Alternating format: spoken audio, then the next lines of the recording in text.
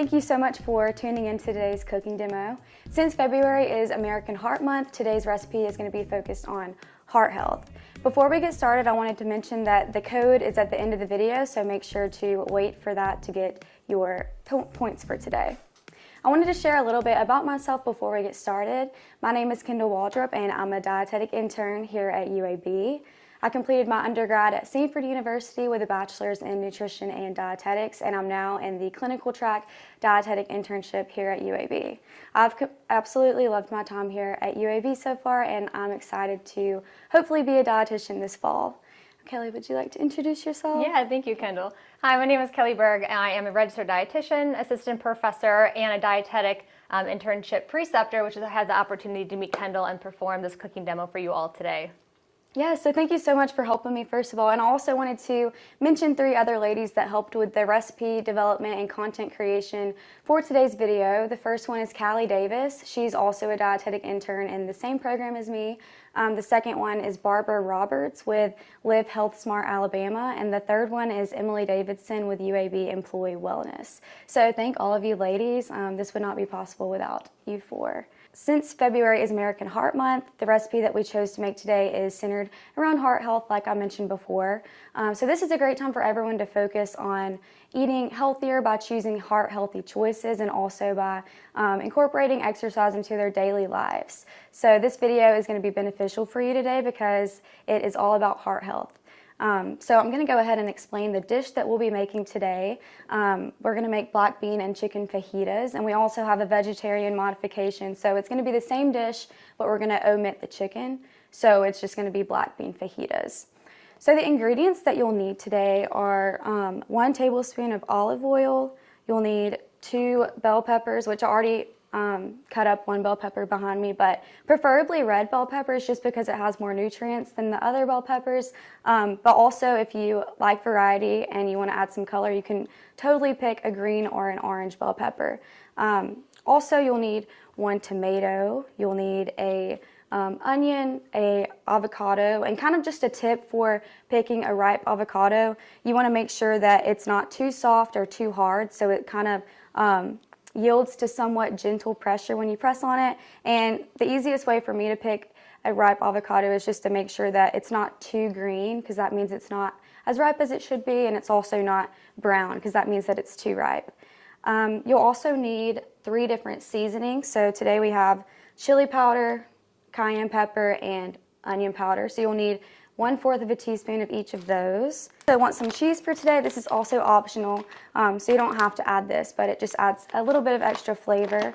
And then this is also an optional ingredient for today, but whole wheat tortillas. So you can actually find a few of these ingredients at the mobile market. So Kelly, if you'll talk about kind of what mobile market is and explain that. Yeah, absolutely. So Live Health Smart Alabama has a mobile market that travels around the Birmingham area. It actually has an opportunity to stop on campus every week to let the community and students explore the mobile market. And it's kind of exactly what it sounds. It's a market that comes to you, and you can purchase almost all of these ingredients here, the fresh produce, and more so in season vegetables as well. So that way eating in season can add more variety to your diet. So I think it's a fun, neat way. I know sometimes, especially around the Birmingham City area, it might be difficult to go to a grocery store, may not be as close, so we come to you. So yeah, the mobile market is great. Again, it's put on by Live Health Smart Alabama. And if you happen to see it around, it's a red mobile, go ahead and feel free and stop by. Yeah, thank you so much for explaining that. So now I'm going to kind of go over each of the ingredients and how it is healthy for heart health, because I want you to, after watching this video, know how to pick heart-healthy items and maybe create your own recipe. So the first aspect of this recipe that is really good for heart health is legumes. So the legume that is in this recipe today is black beans. So black beans are super high in fiber and minerals, and incorporating black beans into your diet can improve your cholesterol. So high cholesterol is a leading cause of heart disease. Also, by adding beans into your diet, like black beans, you can feel full longer, and this is due to the high protein content. So for all the vegetarians out there that is cooking this recipe today, this is going to be your source of protein. So you can even add a little bit more black beans to this recipe than what it's called for to add some extra protein in. The next aspect of this recipe that is heart healthy is lean meat. So today we chose chicken. So in general, red meats like beef, pork, lamb can have a high amount of saturated fat, which can raise your blood cholesterol. And like I said, that is a risk for heart disease. So we chose chicken because it's a great lean option for protein. Also, if you want to buy your chicken frozen, you can totally do that. Just make sure that you thaw your chicken overnight. Or if you just don't want to cook your chicken, raw chicken kind of scares you, then you can buy your chicken already cooked, like a rotisserie chicken, and just kind of shred it up. So the next aspect of this recipe that's heart healthy is whole grains. So that's why we chose the whole grain tortillas and instead of just a regular tortilla. So many whole grains are a great source of dietary fiber, which, like I said, can lower your blood cholesterol. And refined grains contain little or no fiber. So the main difference between refined and whole grains is that the whole grain contains the entire grain. There's 3 different parts of a grain: the bran, the germ, and the endosperm. So refined grains have been milled down to a flour, and it removes the bran and the germ, which is the most nutrient-dense part of the grain. So by incorporating these whole grains, like I said, it can improve your blood cholesterol levels and lower your risk of heart disease. And another tip when looking for whole grain products is that you can look on the back to see the nutrition label. And if there's 3 or more grams of fiber, that's a good indicator that it's a good whole grain option. And the last aspect of this recipe that's heart healthy is the vegetables, in particular the tomato and the bell pepper. So both tomatoes and bell peppers are particularly good for heart health because they contain lycopene, which is a great antioxidant that protects against heart disease. To keep this recipe fast and easy, we're going to cook the chicken first so that we can do other things while the chicken is cooking. So I am just going to go ahead and heat up some olive oil in a pan. All right, so I'm just going to drizzle about 1 tablespoon in the pan and let that heat up while I'm cutting my chicken. Okay. And so why are you using olive oil and not butter?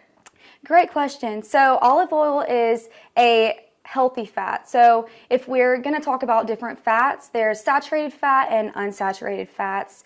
So the saturated fat is kind of the bad fat that we want to decrease in our diet, and the unsaturated fats are the fats that we want to increase in our diets. So this is considered a monounsaturated fat, and this can lower the LDL cholesterol, which is the bad cholesterol, while also increasing the HDL cholesterol, which is the good cholesterol. So olive oil is great for heart health. Great. So now I'm just going to cut my chicken. All right, so I'm going to grab my chicken and I'm going to cut it up. Now I wanted to point out that we are going to try to prevent cross-contamination. So cross-contamination is when you have an ingredient that, like raw chicken, and you don't want it to cross over to another ingredient. So to prevent that, you can either use a whole new cutting board, which is what I'm going to do today, or you can, if you don't have another cutting board, you can wash your cutting board and your knife just to make sure that none of the juices from the chicken get on other ingredients. I'm going to go ahead and slice my chicken into little strips, like fajita style strips. If chicken breast seems to be a little bit too pricey, choosing a different type of chicken or poultry might be the best way to go. One type of chicken that tends to be a little bit cheaper than chicken breast will be the chicken thighs. Now that is higher in that fat, so if you have to go ahead and use that for an option, it's not the end of the world. It's still going to get you that lean protein source, still better than your red meats, but it is a budget-friendly option if chicken breasts are out or if you're unable to purchase that. And you can see that Kendall is cutting the chicken strips into even slices that will allow the chicken to cook more evenly. And then also too, every bite is going to be more similar, right? And so as we go ahead and distribute the chicken across your fajitas, you're going to get that flavor profile that will be very similar each bite. All right, now that I've cut my chicken and my oil is heated up, I'm just going to go ahead and place my chicken into the skillet. And I'm going to grab a utensil. Okay. All right, now you're just going to want to kind of mix your chicken around to make sure that they're not overlapping so that they can cook at an evenly.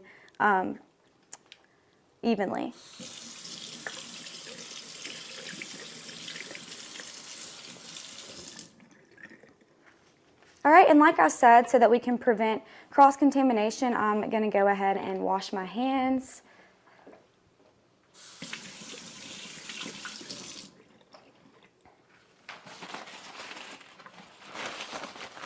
To completely mix this.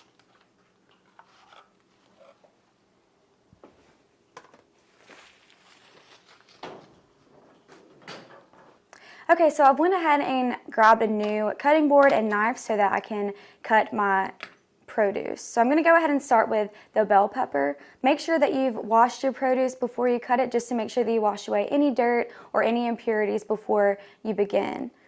So I like to go ahead and start by cutting out the middle of the bell pepper, so the core part of the bell pepper. That seems to make it easier. And then you can just pull that little core out and set that to the side.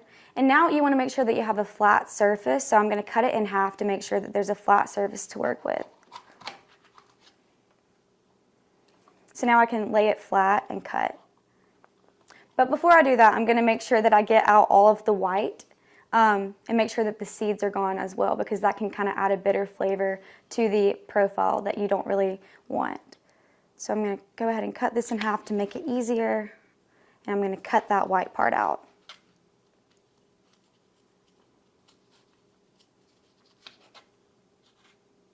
And if it seems hard to get the seeds out, don't worry. I just kind of rinse mine under water after to make sure that all of the seeds are gone.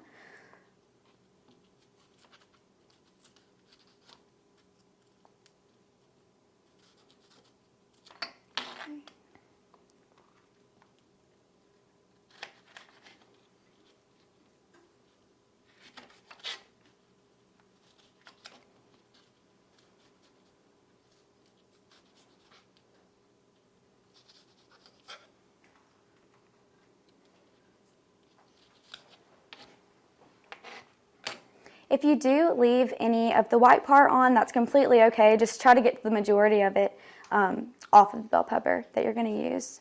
So now I'm just going to grab my pieces and rinse them under water just to get rid of all the little seeds.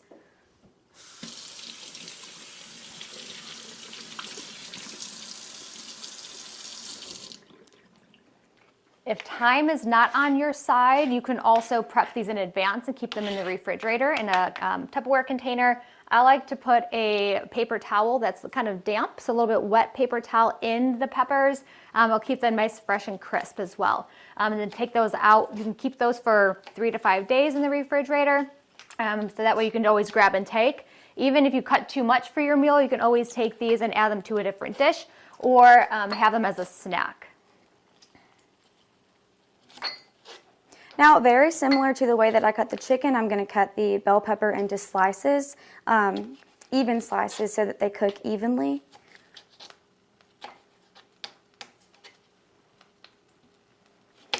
And you can cut your slices as thick or as thin as you'd like. I like to keep mine thinner, but if you like a nice crunch, then you can keep them a little bit thicker. So now I'm just going to transfer these over to my other bell peppers that I cut before. All right, and now I'm going to move on to the onion. So the best way to do this is to cut the top and the bottom off so that you can pull the outer shell off.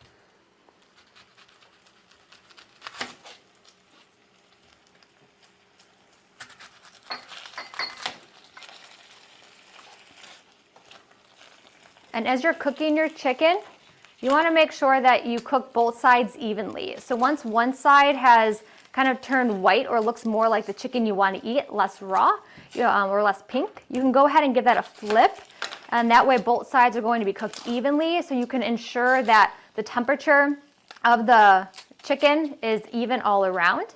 And we do want to cook chicken to a temperature of 165 degrees internally, and that's within the biggest, fattest, thickest part of your chicken. That temperature should reach 165 degrees Fahrenheit for at least 15 seconds. All right. I'm just going to make my board clear so that I can cut my onion.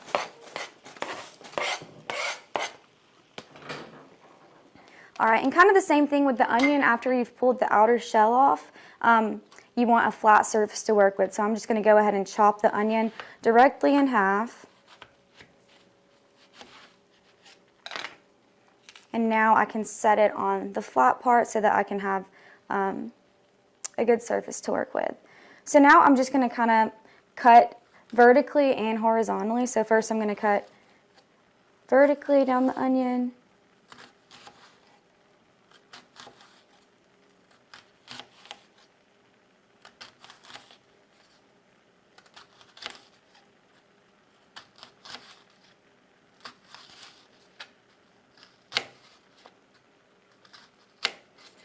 Now, I'm not an onion cutting expert, so if you do know a better way, you can totally do that. But this is how I cut my onions.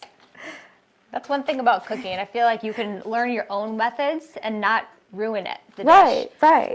Even if you happen to not have a white onion on hand, you can always use a sweet onion or a red onion. It will add different flavor profiles to it. Say you prefer the red onion or that's all they have in stock, you're more than able to substitute that as well.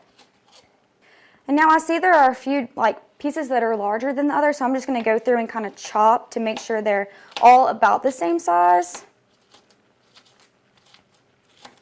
Also, if you're not a huge fan of onions, sometimes cutting it smaller, as Kendall has done, will have a smaller bite in your mouth while still giving you that full flavor profile without having a string of onion that some people might not like that texture. So cutting your onions like this is an easy way to sneak in onion or sneak in those vegetables.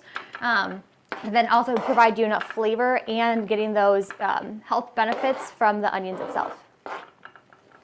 All right, now I'm just separating the different ingredients because these are the vegetables that will be placed in the skillet after the chicken is done, and the tomato and the avocado are actually going to be saved for the end of the recipe so that we can just add them to our fajitas. So I'm going to go ahead and place this to the side.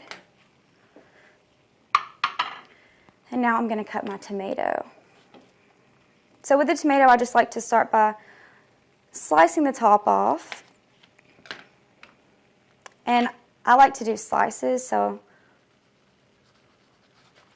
I'll just do several different slices. Oh.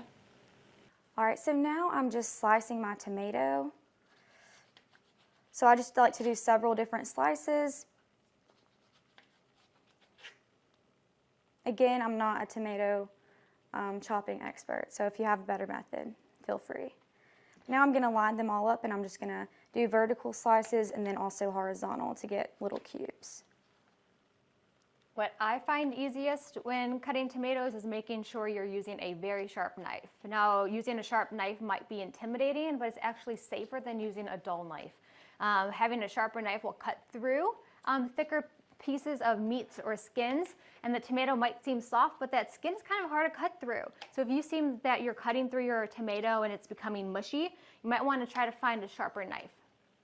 All right, now I'm just going to go ahead and place my tomato into a little bowl for later. This might get a little messy.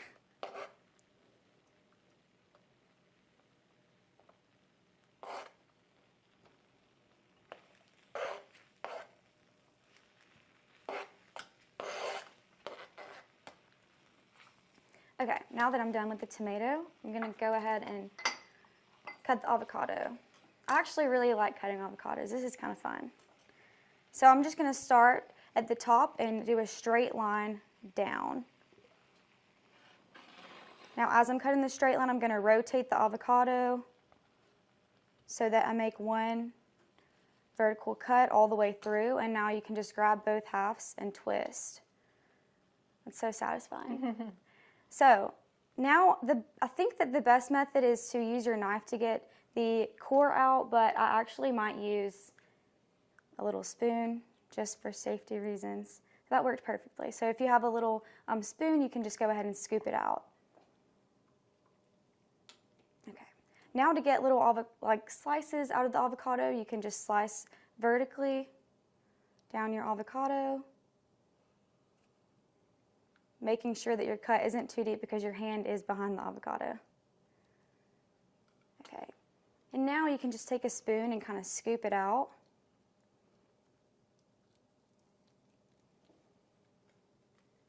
And I'm just going to place it into a bowl for later.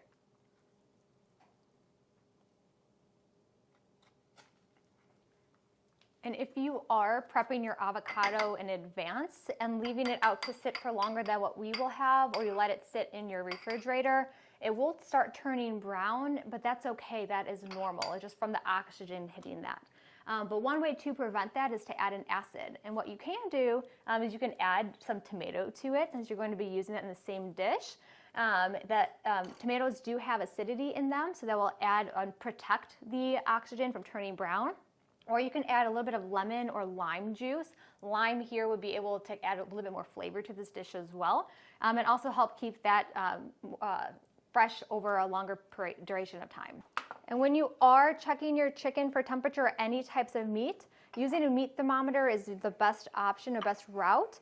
But also sticking the thermometer at least 1 inch into the meat. And if you're unable to do that, as you can see here, I've stacked a few pieces of chicken together to make sure that the entire thermometer, or the biggest bottom portion of that, is covered by the meat or the object you're taking the temperature of. That'll give you a more accurate read. Cooking them in this olive oil or the fat will also give it added flavor. Also kind of helps keep the chicken tender too. All right, we're ready with the chicken. Yeah, okay, perfect. So now that the chicken is cooked, we're going to transfer that to a plate. So we can go ahead and set that. We're actually going to use the same skillet to cook the vegetables. So we can go ahead and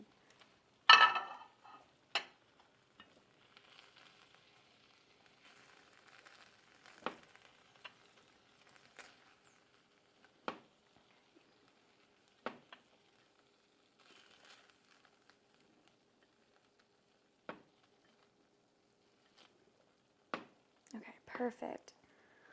All right, now I'm just going to get all of my vegetables, the bell peppers and the onions, and I'm going to place them into the skillet. And you're going to want these to cook for about 8 to 10 minutes. So you'll just give these a stir every few minutes and watch them. I'll let you take over, Kelly. Thank you. Okay, now that the vegetables are cooking, we're going to go ahead and make our seasoning blend. So the goal with this seasoning blend is to keep it very low sodium. So a lot of store-bought seasoning blends can contain a lot of salt, which can cause high blood pressure, which is one of the risk of heart disease. So today we have cayenne pepper, onion powder, and chili powder. And if you don't like these three, you can totally buy your own and make your own seasoning blend, but the main focus is to make sure that it's not high in salt. So I'm going to go ahead and get 1/4 of a teaspoon of each of these ingredients. I'm going to get my onion powder,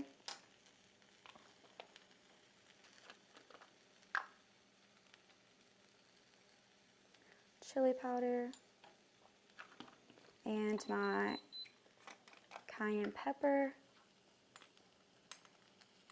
Now, cayenne is what is bringing heat to this dish. So if you're not someone who loves very spicy foods, you can always decrease the amount of cayenne. The chili pepper will also, chili powder is made from chili peppers, so we'll also add a little bit of spice too. But the chili powder is what's really going to give your taco seasoning that taco taste. Right. So now I'm going to place this to the side now that that's done. And now I'm going to grab my black beans. Now we said to buy no salt added black beans, but we couldn't find those. So I'm going to show you a little tip to kind of decrease the salt in this ingredient. So I'm going to go ahead and open my black beans. Okay, now I'm going to strain my black beans. And the tip to decrease the salt in the black beans is just rinse water over it. So this is a really easy way to decrease the salt by 20 to 30% in the black beans.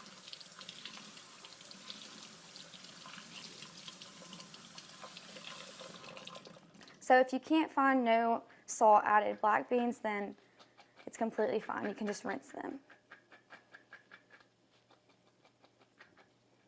All right, how are those vegetables doing? They're doing well. They smell really yummy. Okay. Even without any added seasonings already. Great. So we're actually going to go ahead and add the black beans to the skillet. So I'm going to go ahead and do that. Yeah.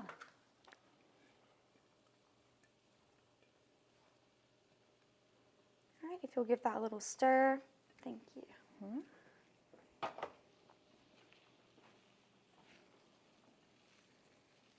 Now adding more fiber to your dish as well is what the black beans will bring. Also, fiber is found in really anything that comes from the ground. So your vegetables and fruits have a lot of fiber in them. And as you can see, that's all we have in here is our beans or legumes and our vegetables. So adding all of this together will make a high fiber meal, which will help keep you fuller longer as well. Now after you've mixed that evenly, you can go ahead and grab your seasoning and add that to your mix. So I'm just going to go ahead and sprinkle that evenly all over the vegetables. I'm going to turn this up as well. Sure. You want to help me with that? All right, so now that that is kind of sauteing and cooking a little bit longer, I'm going to go ahead and get our plate ready. So I'm going to go ahead and grab my tortilla and place that on the plate. Now, if you don't like tortillas, you can totally eat this dish alone, but also you can make a fajita bowl by pouring this over some brown rice. So that's another way to incorporate your whole grain ingredient into this dish. I'm going to go ahead and get my cheese ready as well. I know Kendall mentioned a fun fact about the nutrition label and the fiber. Another fun fact is if we're trying to eat a lower sodium diet, looking for lower sodium options, and the way to find those options is by looking at the label and looking at your sodium intake, and that, well, the label, if it's less than 140 grams per serving, that is signifying that it's a low sodium option. All right, so now I'm just going to go ahead and place my mixture onto my tortilla. And if you are cooking this for a larger group of people, you can multiply this recipe and make it larger. Or even if you're meal prepping at the beginning of the week and you want to go ahead and make your lunches or dinners for the rest of the week. And you can also freeze this if you'd like to so that you can keep it for longer. Okay, so now that I've got a good mixture of all of the ingredients, I'm going to go ahead and grab some chicken. Oh, this looks really good. Okay. Now I'm going to add some of my avocado. Avocado is also a monounsaturated fat, so it really helps to build your good cholesterol. My tomato. The way I learned about good fats and fats that are less healthier for you is that eating more of the healthy fats will actually help kind of remove the bad fats out of your system or out of your blood. You can kind of think of it as the good fats or the Uber to help get those more unhealthy fats out of your system. Again, unhealthy fats aren't, you can eat them, right? And just now incorporating a balanced diet, healthier fats as well, so you can have then the healthier fats Uber the bad fats out of your system. Yeah, I love that way of looking at it. Yeah. Yeah, perfect.